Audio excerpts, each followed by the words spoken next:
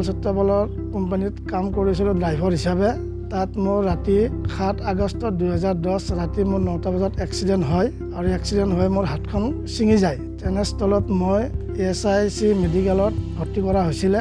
তাৰপিছত মোৰ তাতে গোটেইখিনি মেডিকেল চিকিৎসা হোৱাৰ পিছত তাতে মোৰ হাতখন দুবাৰকৈ কাটা অপাৰেশ্যন কৰিব লগা হৈছিলে। তাৰ উপৰি মোৰ গোটেইখিনি চিকিৎসাখিনি গোটেইখিনি মই তাতে পাইছোঁ SI মেডিকেলত। আৰু মোৰ পকেটৰ বা মোৰ জেপৰ পৰা মোৰ 1 টকা পইচা মই দিবলগীয়া হোৱা নাই। মই SICৰ পৰা যিখিনি পাইছোঁ গোটেইখিনি মই ভালে পাইছোঁ, তাত কোনো অসুবিধা নাই।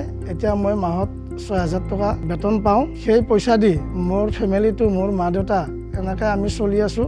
এতিয়া বৰ্তমান মোৰ ল'ৰা 2টা সেনেকৈ মই পোহপাল দি কিনে চলি আছোঁ। আৰু জিতু দাস তেওঁ আমাৰ ESI কাৰ্ড হোল্ডাৰ হয়। তেওঁৰ দুৰ্ঘটনাটো দুৰ্ঘক্ৰমে তেওঁ যেতিয়া দুৰ্ঘটনা হৈছিলে তেওঁৰ সেই দুৰ্ঘটনা মৰ্মে তেওঁৰ এখন হাত কাটিব লগা হয় আৰু সেই হাতখন কাটিব লগা হোৱাত আমাৰ বেলতলা হস্পিটেললৈকে গৈ কিনে তেওঁ গোটেইখিনি চিকিৎসা পাতি পায়। চিকিৎসাৰ কাৰণে যিখিনি টকা পইচা লাগিছিলে আমাৰ ESI হস্পিটেলৰ ফালৰ পৰা তেওঁক চব প্ৰদান কৰা হৈছে। তেওঁ নিজাববীয়াকৈ তেওঁ কোনো খা খৰচ কৰিব লগা হোৱা নাই।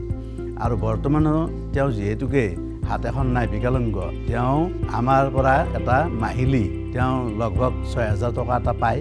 আৰু সেই 6,000 টকাৰে ল'ৰা ছোৱালী লগতে তেওঁৰ মাক দেউতাক লগ লাগি কিনে অলপ চলাৰ কাৰণে সুবিধা হৈছে। এই সুবিধাকণ পোৱাৰ কাৰণে আমিও বৰ্তমান সুখী আৰু তেওঁ আগলৈকেও এই পইচাটো পাই থাকক সেই আশাৰে। ESIC, चिंता से मुक्ति।